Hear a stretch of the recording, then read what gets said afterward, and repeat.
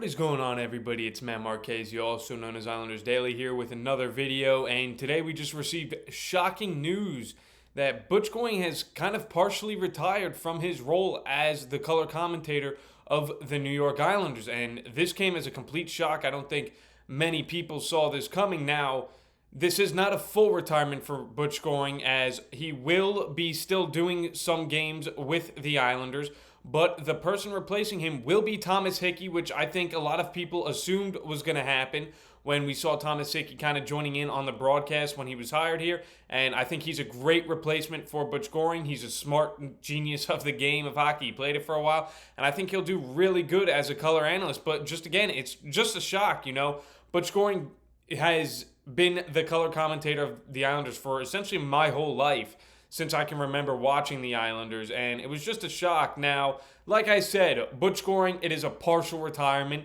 This does not mean it is a full retirement for Butch Goring. So Butch Goring will remain heavily involved in the coverage of the Islanders, and that could be with Shannon Hogan on the desk, and some games as the lone analyst, and sometimes it will be in a three-man booth with both Hickey and Burke. And I think the reason of this is occurring is Butch Goring is now 75 years old. He has reached, the older ages, Butch Goring, and obviously I don't think Butch wants to do the traveling anymore. I don't think he wants to, when the Islanders have games out west, he doesn't want to be away from, Long Island for that extended period of time. Now, we all know Butch Goring is an Islander at heart, always has been, always will be, and it's definitely just kind of shocking news that he's not going to be the lone analyst going forward for the New York Islanders as the color commentator, as the literal thumbnail of the report that came out is Thomas Hickey will be the TV analyst for most of the Isles games this year on MSG Network. Butch Goring, like I said, will still be heavily involved as a studio analyst, and honestly, I think that's going to be good. I think Butch has, it's clearly been a role they've groomed for Thomas Hickey, right? They've wanted Thomas Hickey to take this role from Butch Goring when he retires, and I guess Butch decided now's the time where he doesn't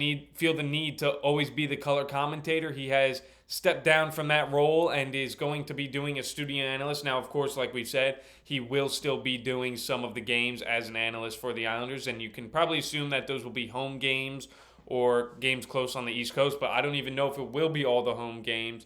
So this was just complete shock. I was just going through the day and opened Twitter and just saw this, that, he's going, Thomas Hickey's going to be the main color commentator going forward for the Islanders.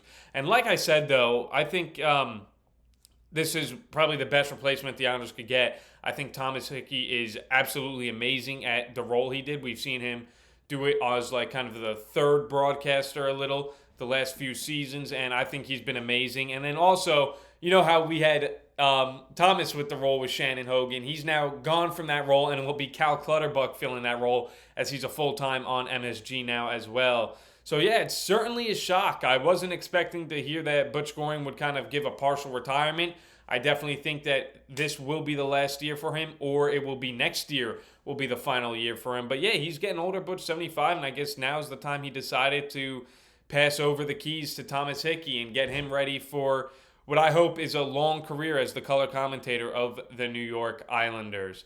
Now, going on to their next thing, the Islanders have been monitoring the situation of Matt Grzelcyk, which is kind of shocking, the defenseman who played for the Pittsburgh Penguins last year. And this came as a shock that we're monitoring the Matt Grzelcyk market. Obviously, he's on a professional tryout with the Chicago Blackhawks right now. We don't know if he will make the team, but if he doesn't make the team, the Islanders are a team who may want to bring him in on to the roster, and that's kind of a shock to me. I honestly don't see a role for Matt Grzelcyk on this team. I just don't know what there's the key. Maybe just as another veteran presence guy, maybe trading someone, moving someone out. I'm not sure. But yeah, I don't see a role for Matt Grzelcyk. Obviously, if they don't think Schaefer's ready and send him back to the OHL, I'd much rather give those minutes to Isaiah George, but maybe they don't think George is ready either and would like to bring Grzelcyk in just in case. So I think this is definitely more depending on how our younger defensemen play in the preseason as well as training camp. So yeah, we're just going to have to wait and see what happens there, monitoring the situation. I don't really see a role for Matt Grzelcyk on the team. I mean, last year in 82 games, he had 1 goal, 39 assists for 40 points, which is pretty solid offensively. Obviously, I don't think he's great defensively anymore. I mean, he's 5'9", too. He's a small defenseman, Matt Grzelcyk. So, yeah, just kind of a shock right there that the Islanders are monitoring this situation. But I do not think that they will bring him in to the team. But who knows? I could be wrong. But I don't really see a role for Matt Grzelcyk. And in fact, I really don't want Matt Grzelcyk on the team. But yeah, we're going to just have to wait and see. And we'll continue monitoring the situation on this channel as well. And finally, for training camp, today was the scrimmage for the Islanders, and Team White won the scrimmage 4-3. And if I'm going to give a little refresher, I talked about the lines yesterday, but I'll give a little refresher of the lines just so you guys know who was on each team. So for the blue group lines, it was Drouin, Horvat, Shabanov, Duclair, Pajot, Holmstrom, Foudy, Ritchie, Gauthier, Vermayev, Romano, and Jeffries on the blue group. And then for defensively, it was Romanov, D'Angelo, George Boquist, Aitchison Bear, Day McWard, and Sorokin and Hogberg were the blue group lines. And then for the white lines, it was Lee, Barzal, Palmieri, Heineman, Cizikas, Siplikov, Gatcomb, McLean, Beckman, Larson, Highmore, Polton, Pelika, Pulak, Schaefer and Mayfield, Warren and Mitchell, Odelius and Polkinen, and Riddick and Lennox were the goalies. So just to break down a little bit about what occurred in this scrimmage is the first, it was 2 periods. They played 10 minutes each. And in the first one, there was no goals scored at all. Sorokin and Riddick looked phenomenal, which is definitely a good sign going forward, as those will be our 2 goalies. And they looked really strong. No goals allowed for either of them. They were really, really strong in the net. And, you know, Schaefer had a beautiful toe drag shot that was just swallowed up by Sorokin. So good job there by Sorokin. And Riddick, Shabanov had a penalty shot. He missed the net, unfortunate, but we were able to see the skills that Shabanov is able to showcase. Just wasn't able to hit the net on that shot. And then Sean Day also got injured in this scrimmage, left the ice. Don't know anything that's going to occur there. Obviously, he won't be on the Islanders this year, but definitely something to monitor for the Bridgeport Islanders. And yeah, like I said, no goals after the first period. Hogberg comes in for Sorokin. Lennox comes in for Riddick. And here's where things get a little bit worrying. Palmieri would score the first goal of the game. He would tip a Mayfield wrister, and it would become 1-0, and it was off a zone entry by Barzal, who made a quick stop, found Mayfield. Mayfield let the puck fly, and a beautiful tip by Palmieri to get that in, and Team Blue would take the early 1-0 lead in this scrimmage. But it wouldn't last long, as Duclair would score a wicked wrister, which would tie it up at 1 apiece. Blocker side from the high slot area on Hogberg. And yeah, it was looking good. It was looking real good. And that is just a good scene right there. That is a good scene for the team.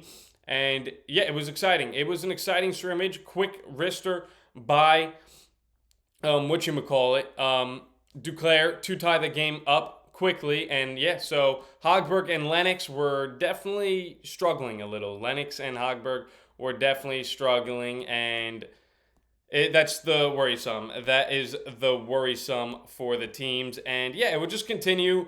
Julien Gauthier would then score on Tristan Lennox, beating him glove side to make it 2-1 for the white team.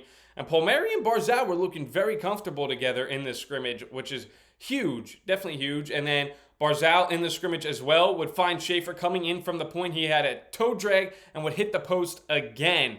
So that is good signs right there. Schaefer getting up on the rush, and he clearly, obviously likes his toe drag move that he's been showcasing during training camp as well as the scrimmage today. Hopefully he's able to buy a goal soon. And then Adam Beckman would score a goal on Hogberg, and Hogberg was way out of his crease, which is definitely worrisome. He was caught out of his crease and make it 2-2, and yeah, that is not exactly a good sign for the Isles backup goalies in the minor leagues. So yeah, a little worried there. And then Gatcomb would come in and score again, and Gatcomb would just quick move, did a good shot, high blocker side on Hogberg, and 3-2 white team then. And then Siplikov was talking about how he wanted to be more north and south and not worry about anything else, and he did that in the scrimmage from Stefan Rosner. Again, I can't watch this stuff, so I'm only able to look at the updates and follow along with the footage that I am able to see. And then, yeah, Barzal, he was just looking fantastic in the scrimmage. Looked like his knee did not affect him at all. We'll hope it stays this way for a long time. And then Barzal would have an unbelievable move in the low slot, danced to his backhand, hit the bar. The shot did not go in, but Barzal was just on fire today, made beautiful move, and then Palmieri would just tip it in over the goal line to make it 4-2 White. And yeah, this was a really good sign for the Islanders with how well Barzal and Palmieri were playing together on the White team. And yeah, that's a good sign. That is a real good sign for Barzal, good sign for Palmieri. And hopefully they're able to keep it up once preseason starts and then regular season starts. And then Gleb Vermayev would score on a penalty shot, making it 4-3. The White team would still have the lead. And then a big play was with 40 seconds remaining. Matthew Schaefer slides across the ice to make a block and saved the goal from going in with 40 seconds left. Team White would hold on and win that scrimmage 4-3. So a really competitive scrimmage between everybody, and it was a good game all the way around. A little worrisome is Hogberg's performance in this scrimmage is not exactly what you want, and I think Hogberg has very much so already lost any chance to becoming the backup to Sorokin. Right now, he will be the third goalie going into the season. Again, we have no information about Varlamov and when he's coming back, so a little worrisome there. And Tristan Lennox, young guy, young goalie. I think he did okay in this scrimmage. David Riddick was being the helping hand he is and giving him some pointers during the training camp and showing him, the ropes of stuff. So that's about all for today. I hope you all enjoyed listening. It was pretty shocking news about Butch Goring, and I'm glad that, we were able to talk about it. As always, if you have any questions that you want me to talk about in the videos, please feel free to let them in the comments. And as always, let's go Islanders.